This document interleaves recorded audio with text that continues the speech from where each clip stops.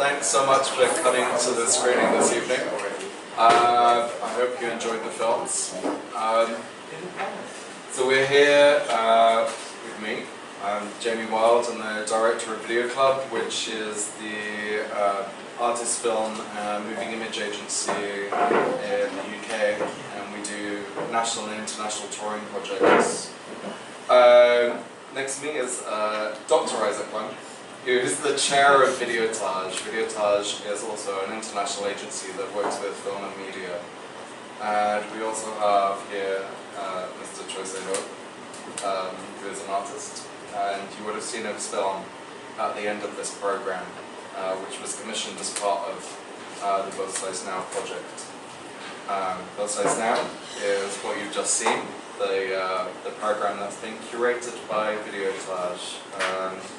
And maybe Isaac would like to say a little about how you put this program together. Okay. Well, thanks for coming, and I'm actually surprised that video art is not dead yet. It's never dead. It's alive. Yeah, it's alive. It's thriving. It's indeed actually quite hard to get a lot of audience for video art nowadays. No, it's not. Look at them. So, look at these gorgeous people who came out to see our work tonight. Yeah. And also, thank you, Jamie, for coming to Hong Kong. He just arrived on Saturday. And thank you, Admiral and Soren. Two of our artists are here tonight. And Doreen. And Soren again. So thank you all for coming. Well, I try not to speak so much because when I start to speak, it would take like half an hour. Yes, which is I'm very happy that, particularly looking at the program, that we have actually done something quite substantial, and this is the third year of Both Sides Now, which actually we didn't really expect. Yeah, so this is our third year of Both Sides Now, which is initially was set out as a conversation between China, Hong Kong, and the UK, and thinking about how the handover from Hong Kong happened between UK and China in '97, and then looking at the way that this historical relationship has developed over the years, and then thinking about how the separation between Hong Kong and the UK is not divided, but separated the cultural associations between each place and each country, and how gradually Hong Kong has become more Chinese, if you like to say. And then sort of thinking about how we can talk about this through artist film and video. So this year's program is very much about thinking about migration and refugees, and thinking about how people from different cultures, living in different cultures and different countries, think about where they are and where they live and how they associate themselves with that place.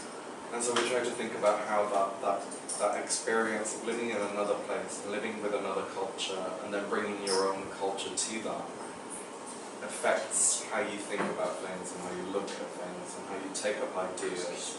And so this program is very much about how artists perceive what that feels like. Yeah. Well, I think to just put it short, I think Both Sides Now, for me, the most interesting thing is it's a very disruptive project where it's very political from the beginning, not only from the content of the concept, the curatorial concept of the project, but also the financial or other aspect of the project, which is actually very disruptive. We have been disrupting a lot of practices, of art practices between organizations. And I think this is really great that this project actually really represents the kind of power of collaboration. Indeed, I have to reiterate again that from Hong Kong, we get very little money from the Arts Council for this project. So, but then, like, you know, the power of collaboration is that everybody chip in certain kind of resources, Yeah. and also tapping in each other's kind of like values and goals and networks. And I think this is like, you know, for me the most interesting thing about Both Sides Now is not, I mean, like, you know, of course the content is very important in artists' work, but I think structurally the project is very meaningful. Is really an experiment. Yeah, the kind of things that it has actually kicked off between both of us are conversations that have led to us writing a Creative Europe bid, which is for what was it? So, I mean, it's not a large amount of money, but it could escalate to a lot of money. But it's like a couple of €100,000, and but it's thinking about how we can work together across Europe and Asia to create an artist moving image network, an international network for artist moving image which doesn't exist yet. And so there's just this like tiny thing that we've been like batting back and forth between each other and thinking about this. We went to Film London, and then we went to an organisation called Contour in Belgium, and then to a Loop Festival in Spain, and it just made us just kind of go, actually, this is something really significant that we've done on really little money, but it's actually about using our brains rather than using sort of financial ways of dealing with things, and actually having really great content, you know, actually having really good moving image work, which makes me think of someone here. So yeah, so Seho, Josero here, was our artist in residence this year for Both Sides Now. He came and stayed in Brighton in a little bit of a challenging situation, maybe for you. But he had an artist studio in a complex called Phoenix, which is the largest artist studio complex in the southeast of England. And you were here with us, and you had access to Screen Archive Southeast's archive. For the footage. Yeah, the film archive. And we asked you to make a film on the archive. Yes. How was that? Well, it is challenging for me, and my most concern is maybe I don't have enough time to watch all the footage provided by. How many footages? Did they tell you how many hours? I think there are over 160 footage. So they just give a list for me to. I mean, of course you can watch them all, and but I only have time for 1 month in Brighton, so it's impossible for me to watch all the footage. And so I read the title and also the description, and so I think it will be most possible footage that I will use to my work. So I select maybe I didn't remember. Not really 100, but maybe less. And then so when I watch each footage, I will memorize it and drop the notes. And so when I saw the footage and I think, oh, this part is good, so I will drop the notes and there's a duration. And at the end, the final product you see here is totally 16 found footage I used. And most of them are about the history of Brighton. And I think it is very beautiful for me, and especially those people at the beach, the activities and I don't really see that. When I was doing my previous work about the 1960s Hong Kong, and totally Which was different. from, which archive was that from? It's from Public Records Office. Hong Kong Public Records. Yes, the Hong Kong government, national government. And at that time I select the things about the 1960s. Yeah. And I didn't expect that. After I've done that work, you guys you find me to participate on this because you know what I mean. Maybe just to me, I'm a little bit feel that in Hong Kong, when you use the found footage to make artwork, some people might think that you are lazy, so you use the footage and then put it to your work, and it's it's quite convenient. I mean, of course, it is not like that. It's very difficult. You have to watch all the footage, and you have to think. You have to organize, and you have to think a lot. How to edit your new work by using the found footage. And yeah, so that's why when you browse my YouTube or video, so far there's only one work that I use found footage, not counting this one, I mean. And now I have two. and it's more like 我嘅講錯，廚師係咪 chef？ Yeah, it's like chef when You're cooking. you're cooking. It depends on what food you have. It's a nice analogy. Yeah, yeah. I think it also really aligns with the kind of current concept of now. In the first 2 years, we really want to highlight, independent artists, how they kind of interpret the history and kind of bring the history back to the present time. And this year is really about expats and diasporic Chinese or diasporic people, and how they interpret a foreign or kind of queer space.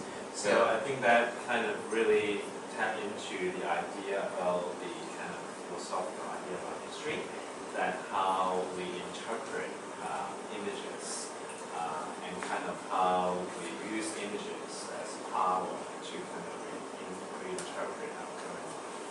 So I think that's what why we asked Chai to go to Brighton as a foreigner, to look at all the history of Brighton, and then to re-articulate all these kind of stories of Brighton.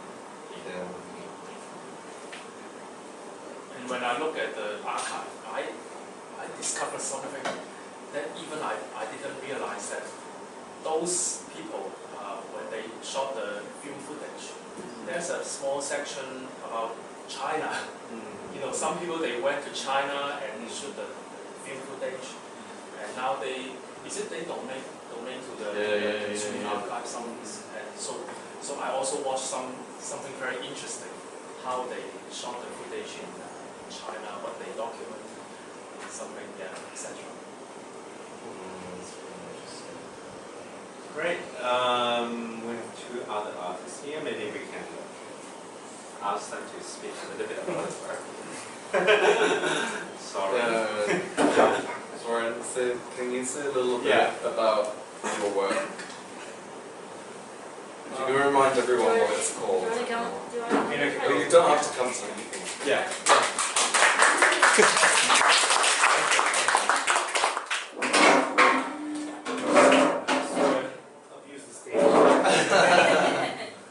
And I go into the 30-minute time. Yeah, definitely. You've got a minute. Okay, it's a very early work, obviously. I have quite a lot of later works that deal with Hong Kong specifically. I now know why Isaac hasn't chosen these, looking at some of the other videos in the index. It's a very interesting curatorial project to see all of them coming together. I can see some points of reference between different videos and some themes going from one to another. Mine was specifically about anti-video art, more like video documentation of performance in public space. And it's also heavy on theory. Just not necessarily the most interesting thing to watch. over the course of 20 minutes. But I do appreciate this opportunity to speak about the role of the immigrant artist, the aspect artist as well. And I'm really curious to hear how the content of the video travels across different, not only cultures, but also backgrounds as well. Thanks guys for the opportunity. Yeah, no worries. Right. Take a minute. Doreen? Yeah, come over.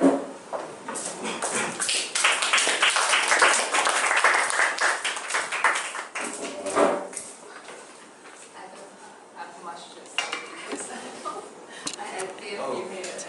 By the way, Doreen is Describe your the, film. by the way, Doreen is the only Hong Kong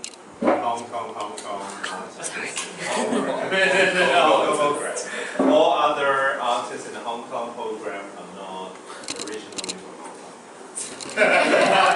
So you represent Hong Kong. That's right. Yeah, I'm a Hong Kong local. And for that project, actually, the period, the original idea is doing a performance work. But after thinking what is the definition of performance work on street and how people, passengers interact with performance art, and then I think I don't want to document passengers' reaction under camera when they know the camera is here, and when they react with me, then I think their reaction have been formed and it's not real. So I make the work into a video work instead. And this work actually, if you see the statement, is based on two cases that happened. One is a artwork that Tate Modern brought, and then they brought an artwork from an artist called Rufus Lutz, and then the work is made by fresh oranges, and then people can Tate Modern spend public money on buying some artwork that will be consumed. And another case is about there was a old neighbor in Hong Kong. He is a coolie. We thought coolie is he had to transport some oranges on street, and then he was died in a car accident, and then those oranges left on the street, and then passengers they pick up those oranges, and these two cases both about oranges, and and also being quite controversial, that about money and oranges. And one case is about art, and another is about local culture without any art background. So I'm thinking of how art and local culture will be related when I talk about oranges. Okay, cool. Let's just make it casual. And any questions? Yeah, you don't have tough questions. Or anything you want to know about the program? Or we can just break up and have a few more drinks. And just chat with each other.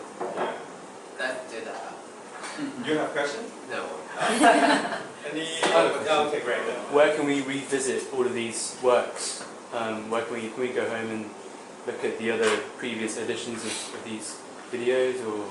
Yeah, you can have a look at Well, There actually the past 2 years been uploaded to YouTube channel, Video Touch YouTube channel. It's called, I think it's just called Video Touch HK. If you search Video you Touch can also look up on our website. You can look up the artists' names, and then follow it up from there. It's a bit of investigation for me.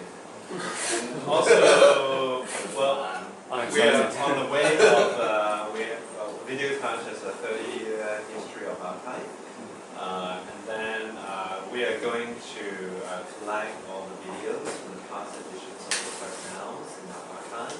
And if the artist willing to sign a contract that they put their works online, then we will also able to see it. So check out. But if you want to see some interesting artist film, then look at Video Touch's archive that exists now. And we also have a video channel on our website too that you can look at some really, really good video work. Check our website.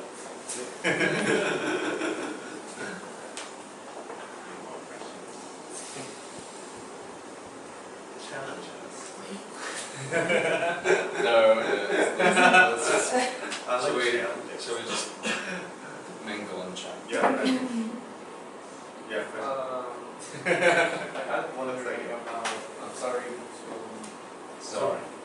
like, because it's so like theory based, and they didn't really mention where that theory is from, so I'm just wondering, The location, the whole text. was where I'm from originally. That's Macedonia, that's in the south of Europe, and very close to Greece, neighboring Greece. This was before coming over to Hong Kong, right on the cusp of me moving to Hong Kong. It was all probably a summing up of a career in performances in public space over the past 10 years. This was sort of a statement. And I hired a videographer who was a wedding videographer, somebody who's never involved with videos. I was really interested in the idea of having non-artists edit and produce the video. And I wanted it to be as basic as possible. But I also was interested in the collective intellect, hopefully showing itself through the line. But now that I see it in the Hong Kong context, I actually find quite a lot of resonance with the situation here. With my own experience post 2010. So in some ways your work is a premonition of what's to come. When is the next one? It's a cut up piece of text from various writings, my own writings as well, my own theoretical writings. And the book that we are reading is my book, my theoretical book, but also Farmar's thesis. That's what I thought.